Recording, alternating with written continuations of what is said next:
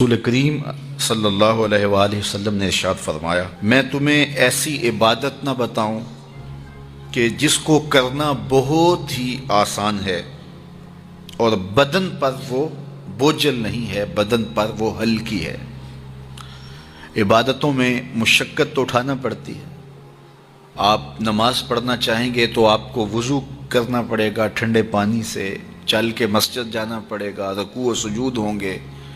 روزہ رکھنا ہے تو آپ کو دن بھر کی بھوک کاٹنی پڑے گی، زکوٰۃ دینی ہے، صدقہ کرنا ہے، خون پسینے کی کمائی سے پیسے جدا کرنے پڑیں گے، حج کرنا ہے تو بہت زیادہ مشقت اٹھانی پڑے گی۔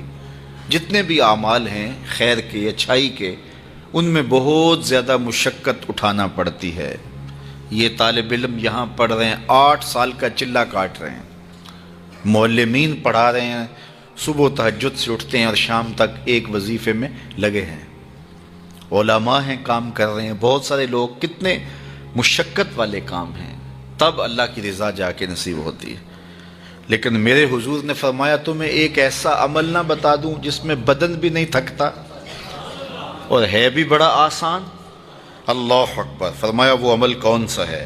الصمت و حسن الخلق، خاموشی اور اچھے اخلاق۔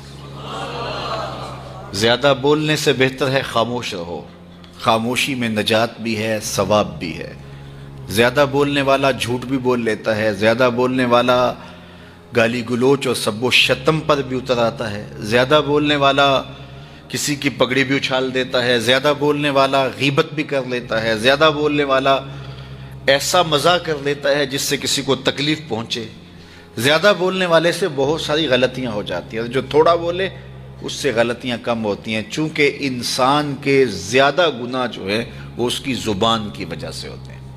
ایک روایت میں آتا ہے جب صبح ہوتی ہے سارے اعضائے بدنیاں زبان کے آگے ہاتھ جوڑتے ہیں، بی بی تو چپ رہنا، چونکہ بولتی تو ہے اور مصیبت سارے اعضائے بدنیاں کو سہنا پڑتی ہے۔ تو یہ زبان جو ہے اس کی وجہ سے زیادہ گناہ ہوتے ہیں، یا زبان کی وجہ سے، یا انسان کی عصمت کا جوہر جب لٹتا ہے تو پھر اس کے پلے کچھ نہیں رہتا۔ اس لیے میرے حضور نے ارشاد فرمایا، جو تمہاری 2 ٹانگوں کے درمیان اور جو 2 جبڑوں کے درمیان زبان، ان دونوں کی مجھے تم ضمانت دے دو، میں محمد تمہیں جنت کی ضمانت دے دیتا ہوں۔ تو فرمایا کہ میں تمہیں ایسا عمل نہ بتا دوں کہ جو بہت ہی آسان ہے، اور وہ کیا ہے؟ الصمت، خاموشی، وحسن الخلق، اور دوسری بات اچھے اخلاق، رویوں کی خوبصورتی۔ کسی سے ملو تو ہنس کے ملو، کسی سے بات کرو تو لہجے میں نرمی ہو، کسی کی عزت آبرو کا خیال رکھو، بڑے کا احترام کرو، چھوٹے پر شفقت کرو، مخلوق خدا پر رحم کرو، اللہ کی مخلوق پر شفقت سے پیش آؤ، رسول کریم کی امت پر رحم کرو۔ تو یہ ایسا عمل ہے جس پر کوئی مول بھی نہیں لگتا، قیمت بھی نہیں لگتی، بدن بھی نہیں تھکتا، لیکن نامہ اعمال نیکیوں سے بھر جاتا ہے۔ قیامت کے دن نامہ اعمال پر سب سے وزنی جو عمل ہوگا وہ حسن خلق ہوگا۔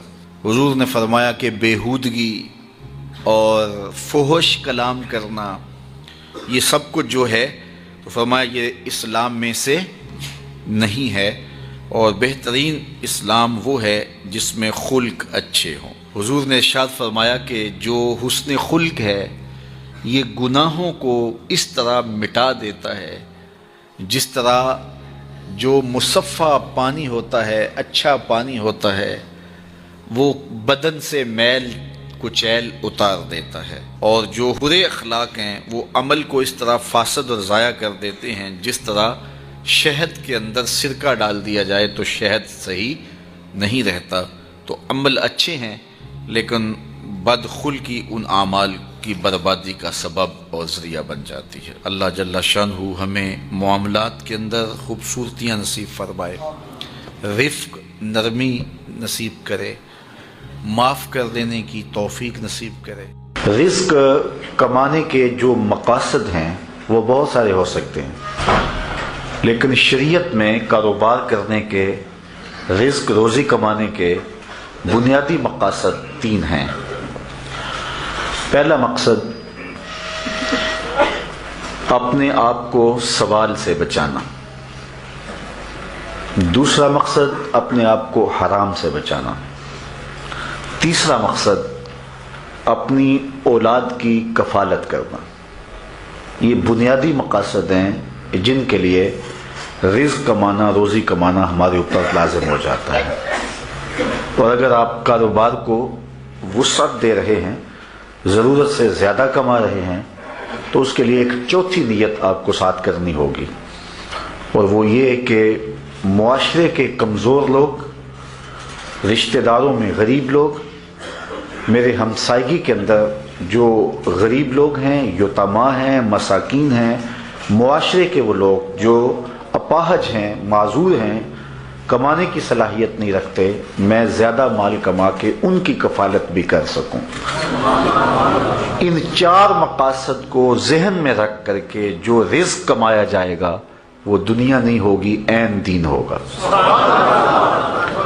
لیکن اگر ان چار مقاصد کے علاوہ رزق کمانے کا کوئی پانچواں مقصد بھی شامل ہو گیا تو وہ ان چار مقاصد کو بھی دنیا بنا دے گا۔